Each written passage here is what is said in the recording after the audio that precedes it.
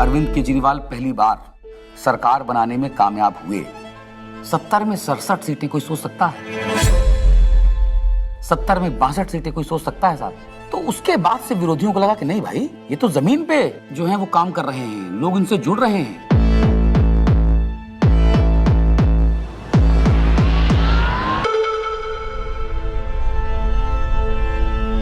कहानी शुरू होती है तब से जहां से आम आदमी पार्टी ने पंजाब जीता। लोगों की भूख थी आम आदमी पार्टी के लिए। उन्होंने कहा आम आदमी पार्टी हमें चाहिए।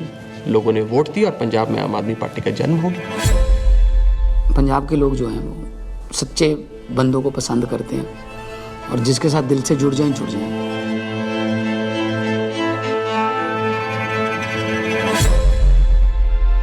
आम आदमी पार्टी गुजरात को भविष्य देगी। गुजरात की 6 करोड़ जनता के साथ मिलके एक नया गुजरात बनाएंगे जिसमें 24 घंटे बिजली होगी। और उसके बाद आम आदमी पार्टी गुजरात में जैसे ही घुसी तो वहां से एक दिल्ली के अंदर हमें चेंज आता हुआ दिखाई दिया।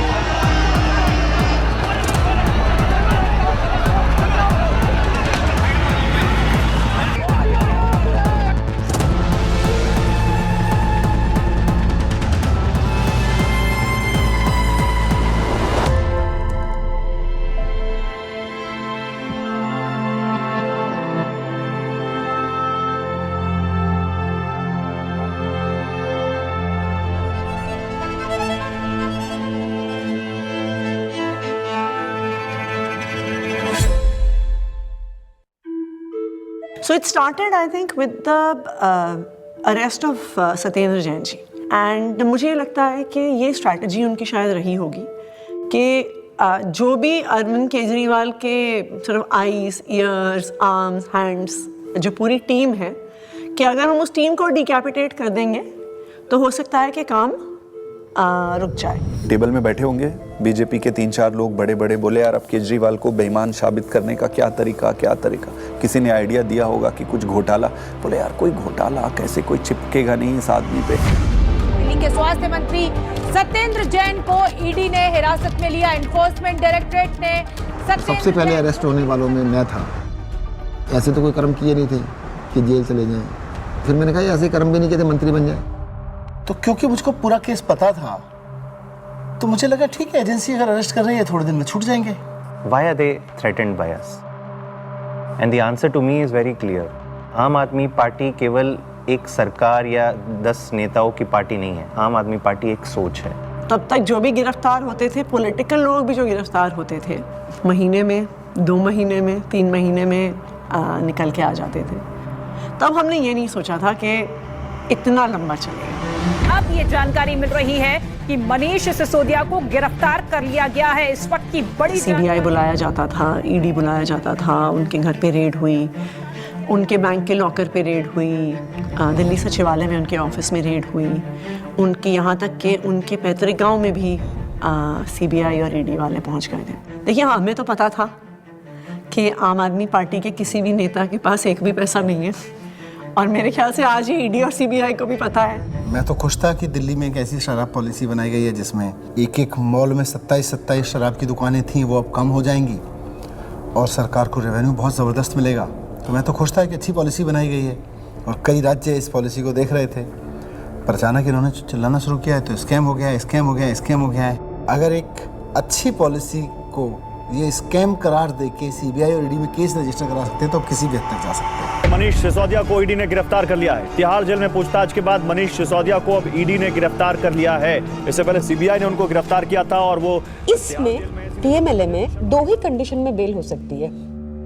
पहली कंडीशन, या तो जो सरकार का इन्वेस्टिगेशन एजेंसी है वो कह दे कि केस नहीं। दूसरी कंडीशन बेल हो सकती है जब इन्वेस्टिगेशन एजेंसी द्वारा डाले गए सारे कागज जांच कर लिए जाएं। तो भाजपा की इन्वेस्टिगेशन एजेंसी क्या करती थी, लाखों की तादाद में कागज डाल दिए। अब जज साहब कितना टाइम लगाएंगे वो देखने को, 10 साल। हमने प्रोसीडिंग्स भी पूरी देखी थी सुप्रीम कोर्ट के अंदर।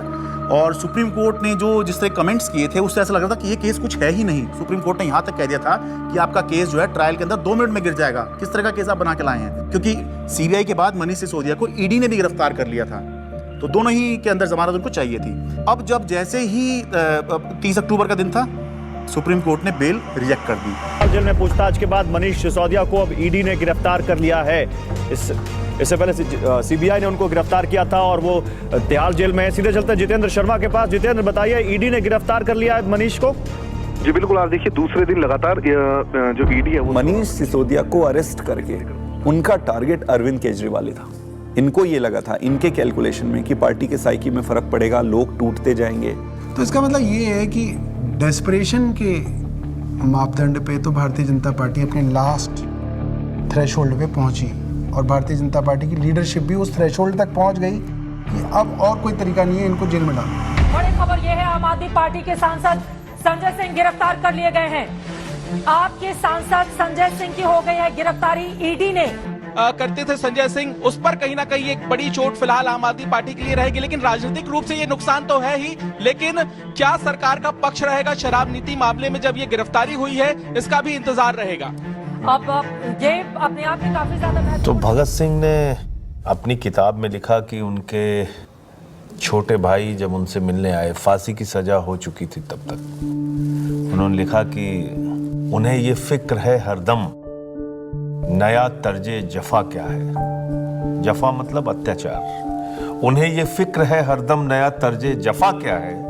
हमें भी शौक है देखें सितम की इंतहा क्या है। इस सरकार के ऊपर बिल्कुल फिट बैठता है कि ये सितम करने पे आए हैं और हम इनकी सितम की इंतहा देखना चाहते हैं। 2200 करोड़ रुपए की रिश्वत खिलाई अडानी ने। Nothing is going on record. 2200 crore रुपए की रिश्वत आपके अधिकारियों को। संजय जी, 2200 करोड़ की रिश्वत। संजय जी प्लीज। सर वो क्या बोल रहे हैं सर? वो आप इधर बोलेंगे कि उधर बोलेंगे? जिस तरीके से पार्लियामेंट में और पार्लियामेंट के बाहर अगर अरविंद केजरीवाल और पार्टी के वॉइस को एक स्ट्रक्चर करके जनता और देश के सामने रख रहे थे, बीजेपी उससे बहुत इरिटेटेड और फ्रस्ट्रेटेड थी।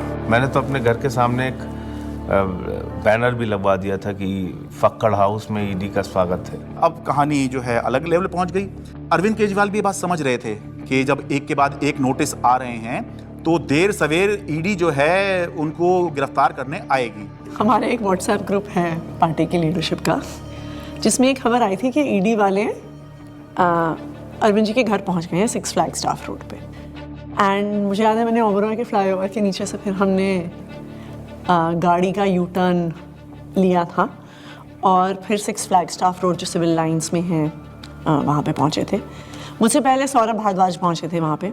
इतने में उन्होंने बैरिकेडिंग दोनों तरफ कर दी, बट मैं बैरिकेडिंग से पहले ही जो है वो अंदर पहुँच गया था। मैं वो मेरे को अंदर से किसी का मैसेज आया which was very sad thing to imagine. Arvind Kejriwal ji अपना बैग पैक कर रहे हैं और एक मुख्यमंत्री अपने घर में ही असहाय है, आप सोचिए। और वहाँ जो पुलिस खड़ी है वो उसके लिए नहीं खड़ी है, वो इसलिए खड़ी है कि किसी और को आने नहीं देंगे। उसके यहाँ जो ईडी के जो अफसर हैं वो उसको कह रहे हैं कि अब आप बैग पैक कर लो, आपको अरेस्ट कर रहे हैं। ईडी दफ्तर ले जाया जा रहा है अरविंद केजरीवाल को। इस वक्त की बड़ी खबर, बड़ा अपडेट, अरविंद केजरीवाल को ईडी ने गिरफ्तार किया है और ईडी दफ्तर उनको ले जाया जा रहा है। जिस तरीके से अब दिल्ली के मुख्यमंत्री अरविंद केजरीवाल को ईडी दफ्तर ले जाने की तैयारी की जा रही है और ये माना जा रहा है कि अब ईडी दफ्तर में उनसे पूछताछ होगी और उनके सामने। जब से मैं जर्नलिस्ट बना हूं 17 साल से, मैंने नहीं देखा किसी सिटिंग चीफ मिनिस्टर को अरेस्ट किया गया हो। तो मेरे मन में एक बात अंदर से आई कि पार्टी खत्म नहीं होने थी, सरकार नहीं खत्म होने थी। तो उस समय जो बाहर थे, जैसे संदीप पाठक बाहर थे जो संगठन के काम देखते हैं, हमारे जो कैबिनेट के जो साथी थे, आतिशी थी, सौरभ भारद्वाज थे, हमारे सोशल मीडिया के जैस्मिन थे। तो फिर हम सब लोग हमारे घर पे ही हमने सबको बोला, हम लोग वहीं धीरे धीरे वहीं गैदर हुए। अब ये देश को बचाने की लड़ाई है, तानाशाही के खिलाफ लड़ाई है और सभी मिलकर के लड़ेंगे और इस लड़ाई को जीतेंगे। कल 10 बजे भारतीय जनता पार्टी के मुख्यालय पर हम इसके खिलाफ प्रोटेस्ट शुरू करेंगे।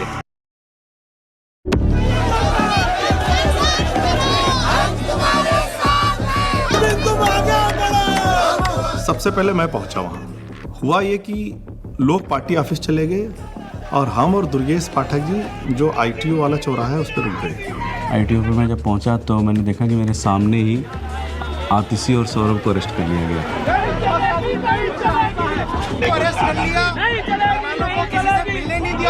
कोई वहाँ पे प्रोटेस्ट करने आता, 4 लोग सड़क पे बैठते, 4 लोगों को बस में बिठाते, बस भेजते।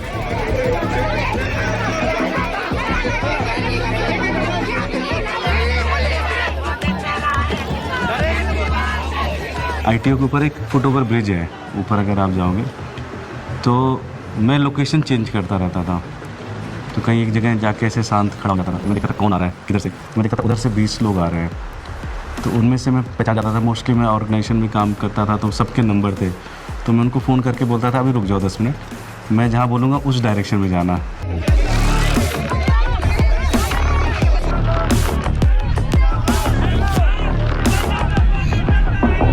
कोई एक डिक्टेटोरियल लीडर है और वो चुनाव से पहले सारे ऑपोजिशन के नेताओं को गिरफ्तार करा लेता है कि जी मुझे तो 99% वोट्स आ गए, मैं popularly and democratically elected leader हूँ।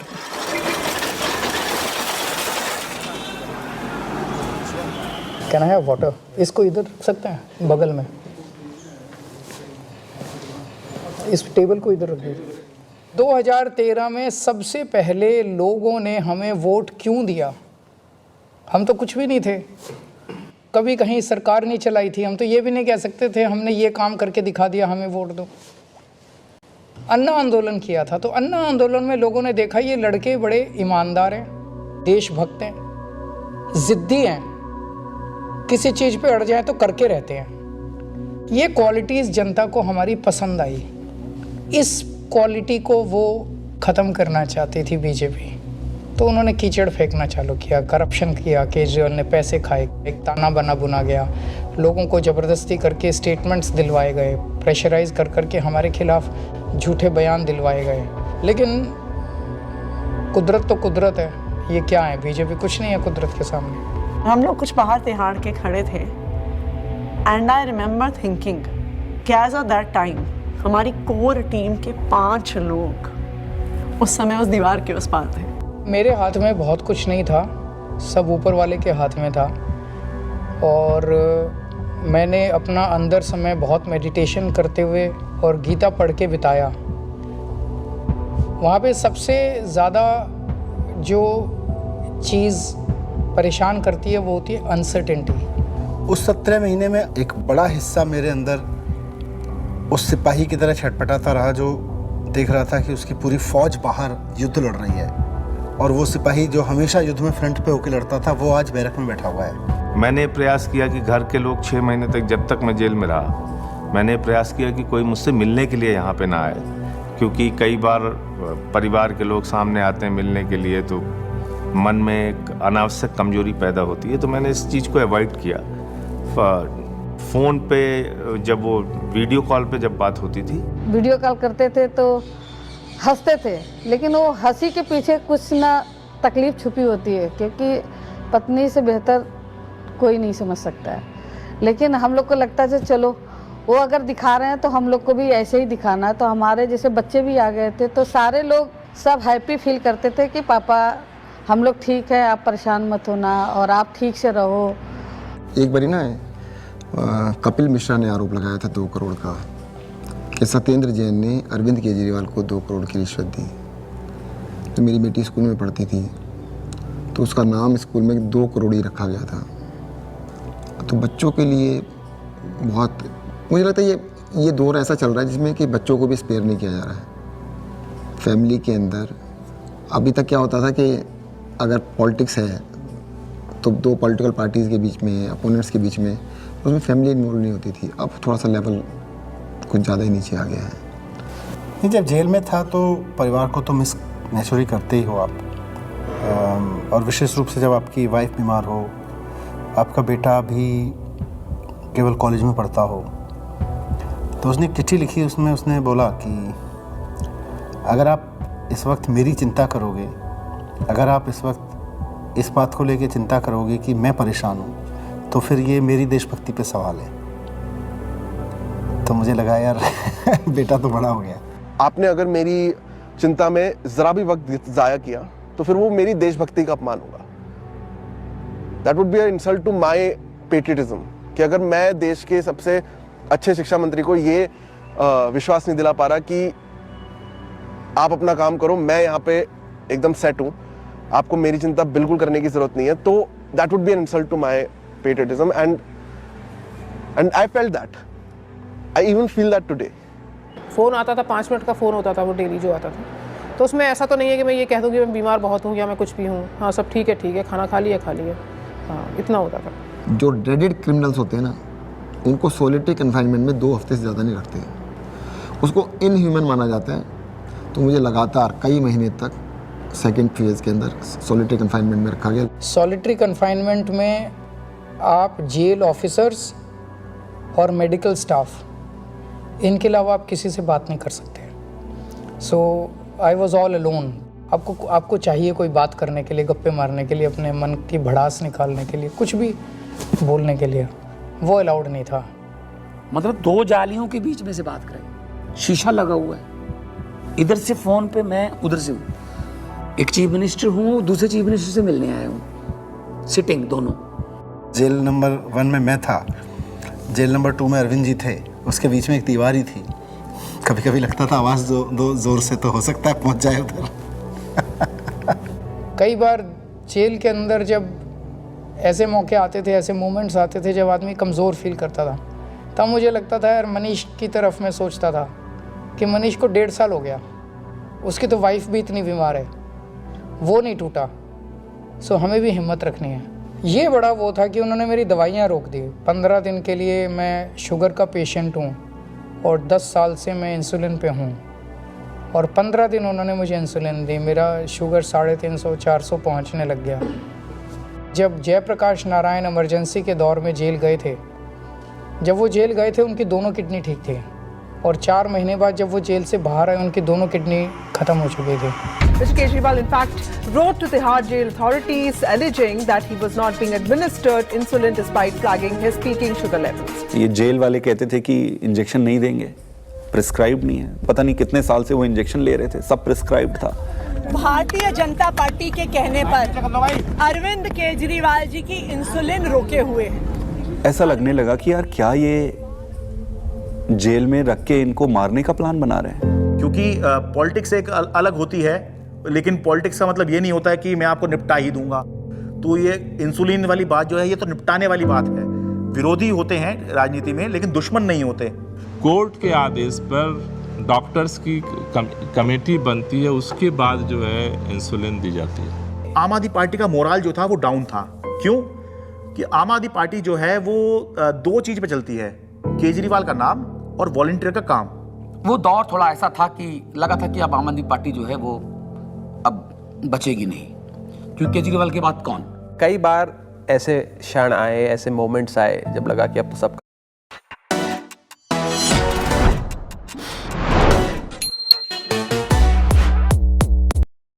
खत्म हो गया, अब सब बर्बाद हो गया, अब there is no coming back from this, we have hit rock bottom.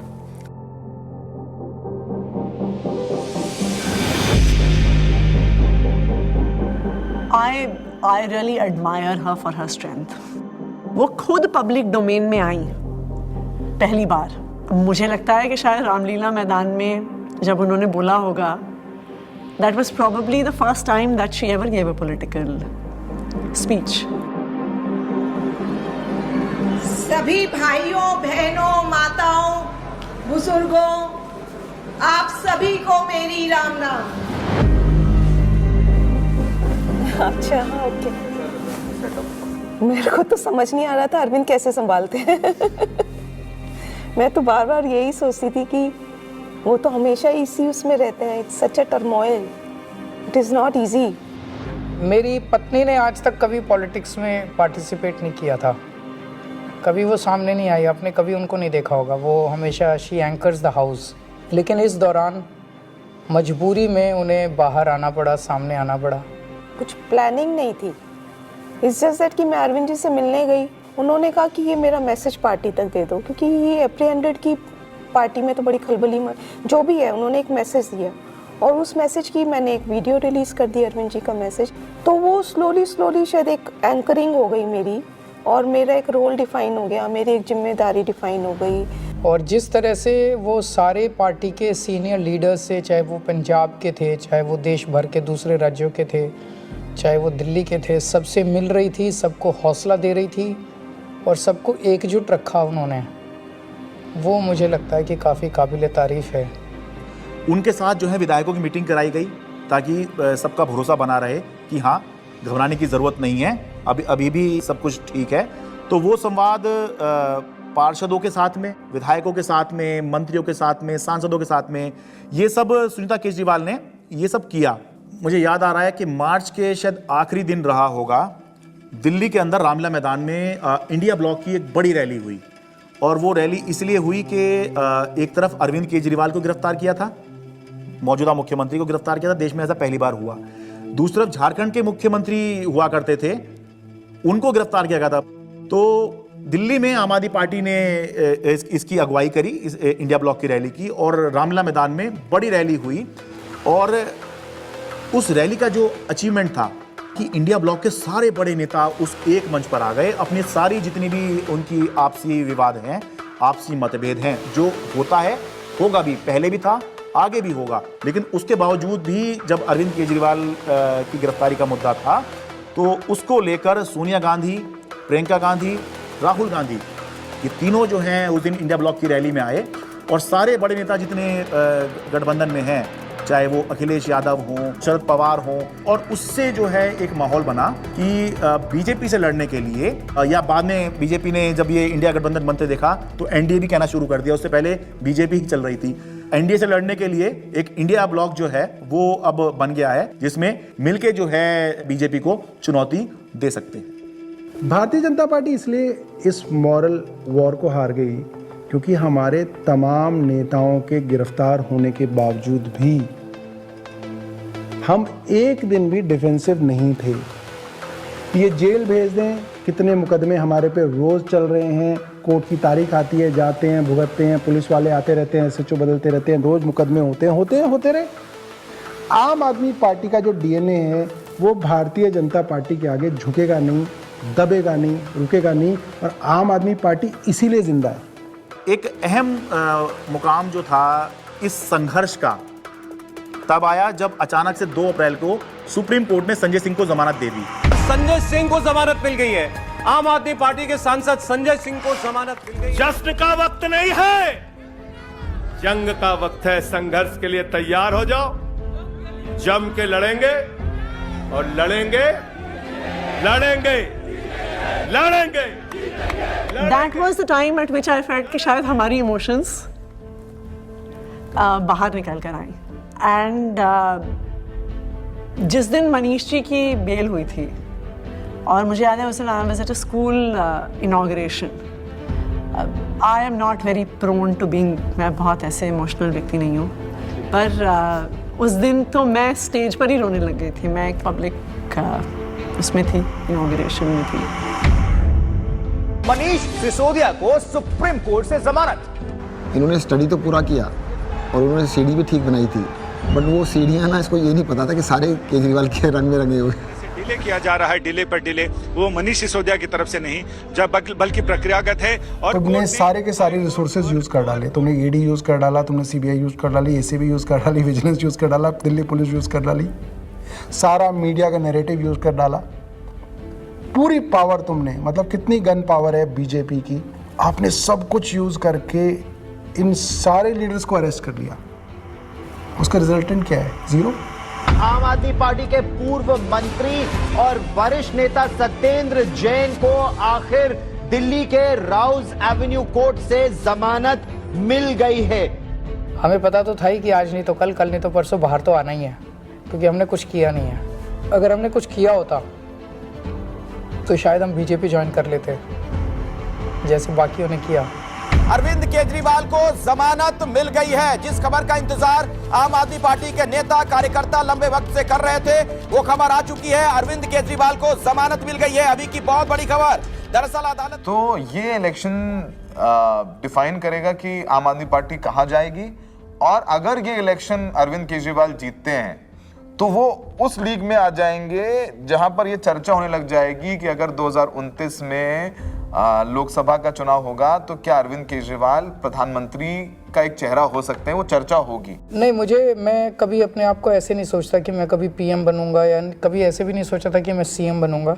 So PM बनना मेरी ज़िंदगी का कोई मकसद नहीं है, लेकिन जो भी सरकार आए इसे ख़त्म करना होगा। मैं चुनाव के टाइम में चुनाव लड़ो, आपस में एक दूसरे को गाली गलौज मत करो, आपने जो काम किए वो जनता के सामने रखो, आप जो विज़न लेके आए हो वो जनता के सामने रखो। जनता को जो पार्टी पसंद आएगी उसको जिताएगी। जीतने के बाद सारी पार्टियों को मिलके फिर काम करना चाहिए, देश के लिए काम करना चाहिए, चाहे पक्ष में हो विपक्ष में हो। विपक्ष को कंस्ट्रक्टिव क्रिटिसिज्म करना चाहिए ताकि सरकार अच्छा काम कर सके, लेकिन एक दूसरे का जेल में डालना ये अच्छी राजनीति नहीं है। मैं दिल्ली की जनता से पूछना चाहता हूं, मैं देश की जनता से पूछना चाहता हूं कि क्या केजरीवाल ईमानदार है कि गुनहगार है। दोस्तों, 2 दिन के बाद, आज से 2 दिन के बाद मैं सीएम की कुर्सी से इस्तीफा देने जा रहा हूं, और मैं तब तक सीएम की कुर्सी पे नहीं बैठूंगा जब तक जनता अपना फैसला ना सुना ले। Did you anticipate his resignation and why did he resign? रुके न जो झुके न जो दबे न जो मिटे न जो, हम वो इंकलाब हैं, जुल्म का जवाब हैं, हर शहीद हर गरीब का हम ही तो ख्वाब हैं। रुके न जो झुके न जो, जी रहे हैं इसलिए कि प्यार जग में जी सके, प्यार जग में जी सके, प्यार जग में जी सके। जब हमने पार्टी बनाई थी तब सभी नेताओं और मीडिया ने कहा था कि इनकी एक भी सीट नहीं आएगी, लेकिन जनता ने मुझे मुख्यमंत्री बना दिया। जब हमने 2014 में असूलों के आधार पर सरकार छोड़ी तो इन सब ने फिर शोर मचाया कि आम आदमी पार्टी खत्म हो गई, अरविंद केजरीवाल खत्म हो गए। लेकिन फिर जनता ने हमें 67 सीटों के साथ जीत दिलाई, और 2020 में हमने वो कर दिखाया जो किसी ने सोचा भी नहीं था। हमने अपने काम के नाम पे वोट मांगे, शिक्षा और स्वास्थ्य के नाम पे वोट मांगे। सबने कहा कि इस देश में शिक्षा और स्वास्थ्य पर कोई वोट नहीं देगा, लेकिन जनता ने फिर सबको गलत साबित कर दिया। जनता ने कहा, अगर आप हमारे लिए काम करोगे तो हम आपको पावर देंगे।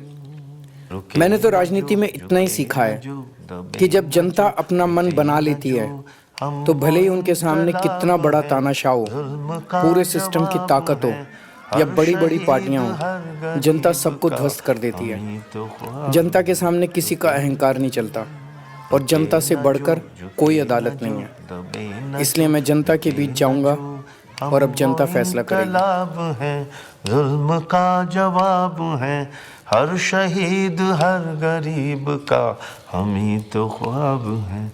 रुके न जो।